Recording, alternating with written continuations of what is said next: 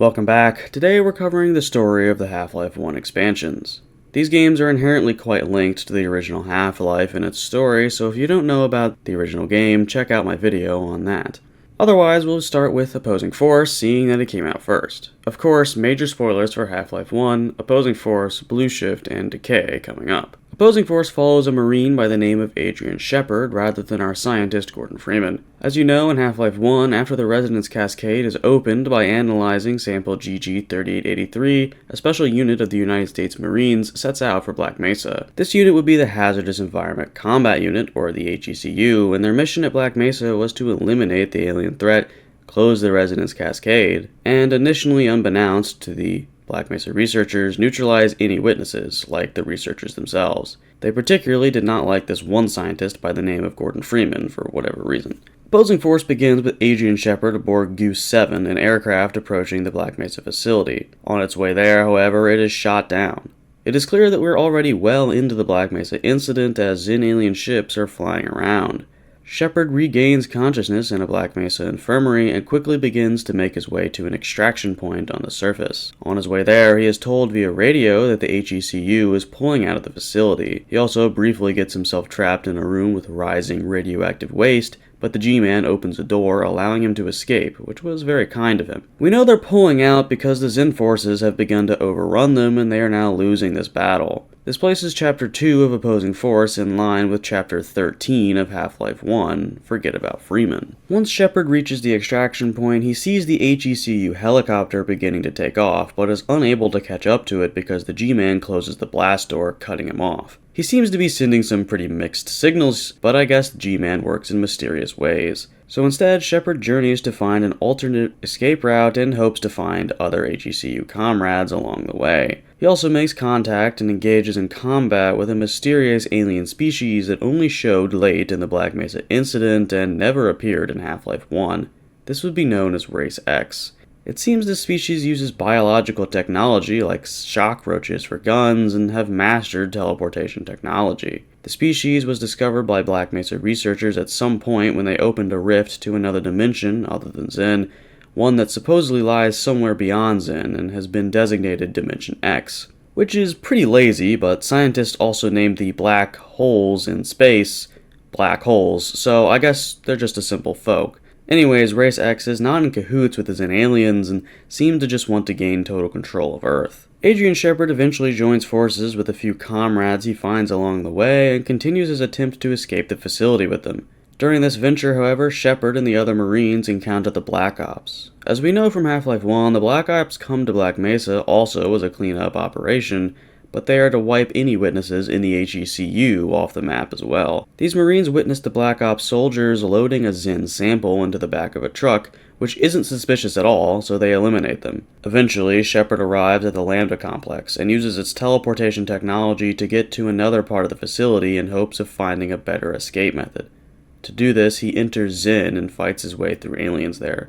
This seems a little overkill, but hey, he's just a Marine.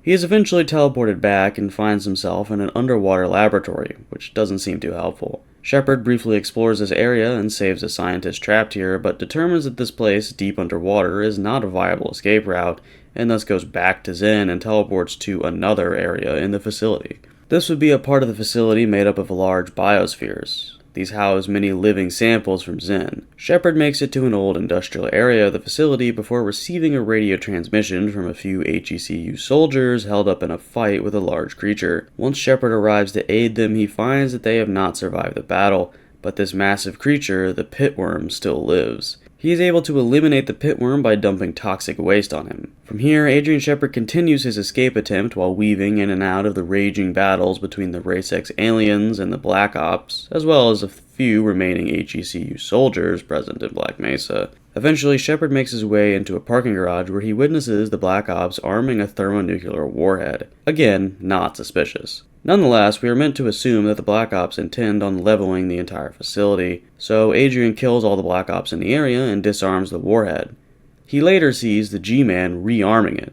Damn, whose side is this guy on? Shepard leaves it to be as he continues his adventure through Black Mesa and fighting his way through hordes of Race X aliens. Eventually, however, he is stopped by the largest alien creature yet in an older industrial area of the facility, It is coming through a large purple portal. This creature would be known as the Gene Worm. This is what the Race X aliens were making way for.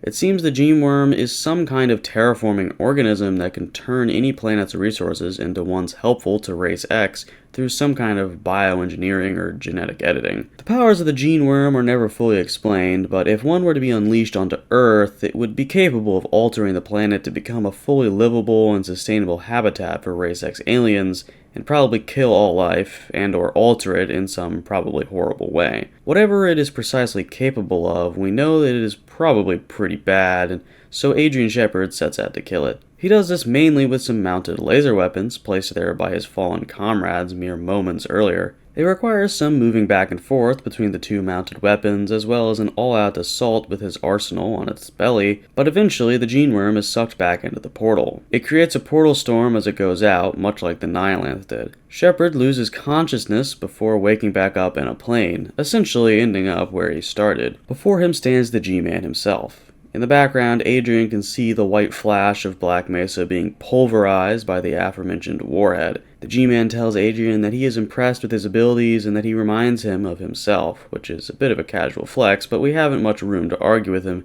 as he is detaining Adrian Shepard. He claims that although his employer wishes him dead for being a witness, he has been spared. He can be detained to a place where he can't do any harm, but where no harm can come to him, so I guess it's a trade-off. The plane is also teleported to Zen briefly before being teleported to a black void similar to that of the ending of Half-Life 1. The G-Man walks off into a portal, despite the fact that he can teleport, and Shepard's story comes to a close. Next up is Half-Life Blue Shift, which, although it was released after Opposing Force, it actually takes place before.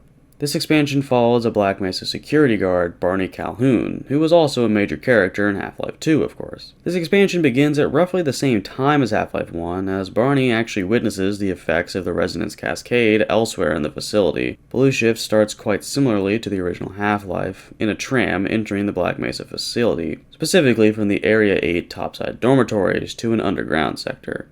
In fact, you can even see our friend Gordon Freeman in a passing tram. Barney Calhoun begins his day normally, arriving at work and picking up his vest and sidearm before heading down to his station. However, while in the elevator with two Black Mesa researchers, somewhere else in the facility, Gordon Freeman has just pushed sample GG3883 into the antimass spectrometer. Chaos ensues and the elevator takes a tumble.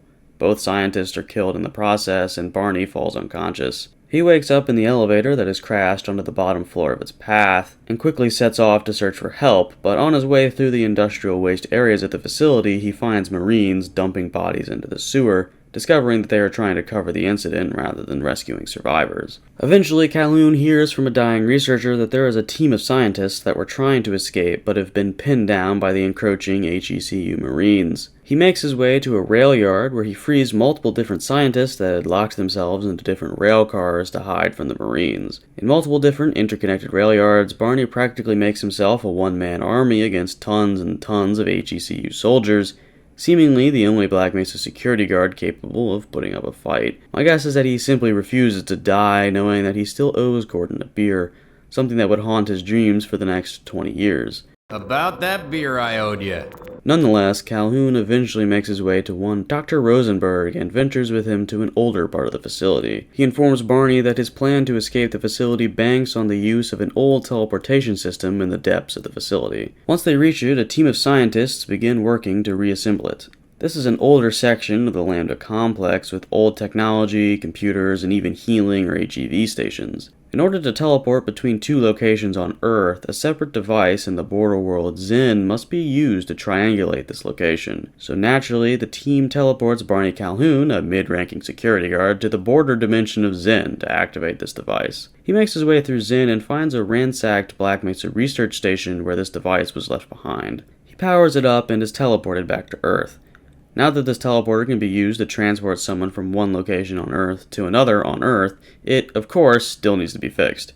It would appear that Barney's trip to Zen cost all the power this machine had, and he'll need to get a new power cell. Power cells are recharged in a lower part of the facility that is currently under the control of the HECU, so the scientist team asks Barney to venture down there for them. Calhoun, of course, does so, fighting through a few Marines to turn on the power generators and eventually power up a power cell before sending it up to the team. He returns to the team at the old teleportation device and helps operate it to send the scientists through one at a time, Barney going last. Although the teleporter works a little weirdly for him, sending him to multiple random places throughout the facility, he eventually ends up where the other scientists did, a parking lot on the surface. Here he can see the team trying to get a Black Mesa SUV running and break open the gate. During this teleportation sequence, Calhoun can see the Marines dragging Gordon Freeman away after having apprehended him, which puts the end of this game in line with Chapter 9 of Half-Life 1, Apprehension. Anyways, together they are able to escape and the game comes to a close. Finally, we have a much less well-known expansion for the original Half-Life, which would be Half-Life Decay. This was released only as an addition to the Half-Life port for PS2 and never saw the PC market.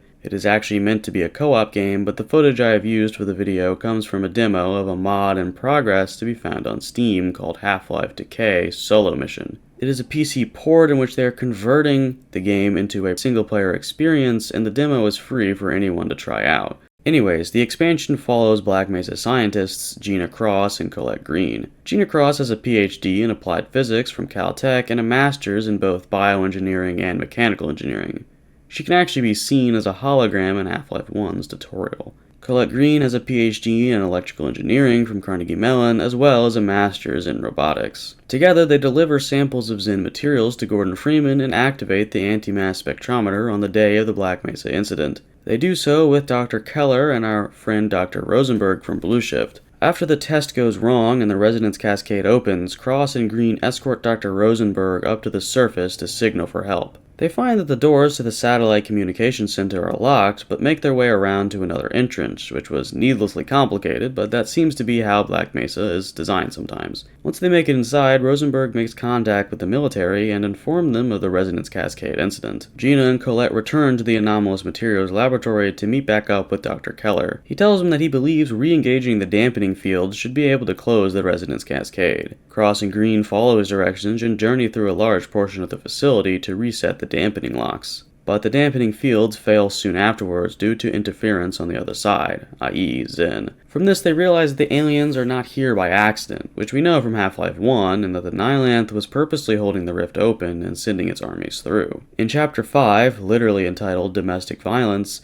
Keller hatches another plan to possibly end the resonance cascade once and for all. He wants to create a resonance reversal by using a displacement beacon from the Gamma Labs, which of course happens to be a mere prototype, and also of course he needs a satellite in orbit to make it all work. Personnel in the High Altitude Launch Center are on standby, prepared to launch said satellite, but are unable to do so due to a military air traffic control lockdown. An all-clear code is needed to get past this, so Cross and Green, as well as Dr. Keller, use the transit system to get to the Level 3 dormitories to search for a guard with access to the codes.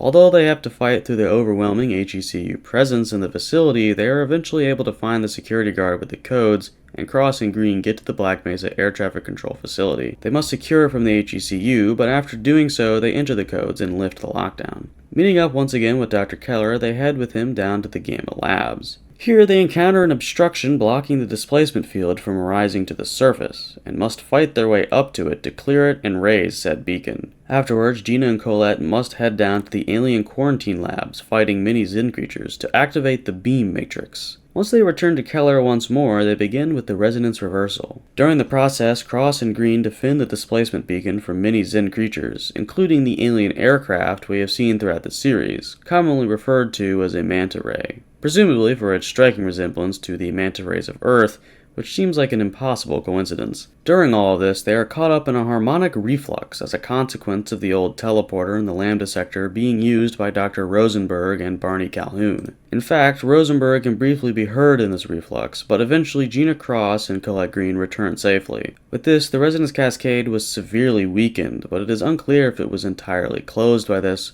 or whether Dr. Keller, Cross, or Green made it out of the facility before the detonation of the nuclear warhead seen in opposing force. They were clearly quite heroic as they decided that closing the rift between Earth and an alien world was more important than quickly escaping the facility with their lives. And that was the story of all the Half-Life expansions, Opposing Force, Blue Shift, and the lesser-known Decay. Adrian Shepard, Gina Cross, and Colette Green would never be seen again in the Half-Life franchise, at least as of now. Barney Calhoun, however, is, of course, a largely important character in Half-Life 2. Anyways, I hope you learned something, and thanks for watching.